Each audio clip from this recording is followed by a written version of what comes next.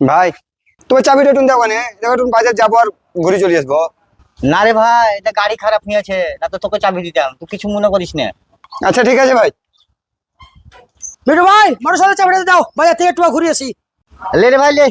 আরে ভাই, তোকে চাবি দিব না তো আমি কাকে দিব? আর তুই যেখানে যাবি যা, ওই 2 ঘন্টা 3 ঘন্টা কোনো ব্যাপার নাই। কিন্তু ভাই তুই সাবধানে যাস, গাড়ি যা হবে হবে, কিন্তু তোর যেমন ক্ষতি না হয়। আচ্ছা ঠিক আছে ভাই, আসি তাহলে। আরে মিঠু ভাই, তোমার তো দুটাই বন্ধু, একজনকে গাড়ি দিলে একজনকে দিলা না। এই এখন করলো তুমি ভাই। এবার করলাম তাই। আয়, এবার দেখবি মজা। সাবধান, আজ আমি খুব চিন্তিত আছি, আমার কাছে কেউ দেখা করতে আসবে না।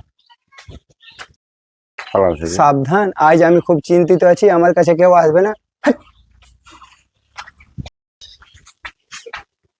সাবধান, আজ আমি খুব চিন্তিত, আমার কাছে কেউ আসবে না।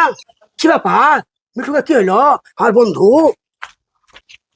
মিঠু ভাই, তোর কি হয়েছে? তুই খুব টেনশনে আছি মনে হচ্ছে। তোর কি হয়েছে, তুই আমাকে বলবি না তোর কি হয়েছে তা?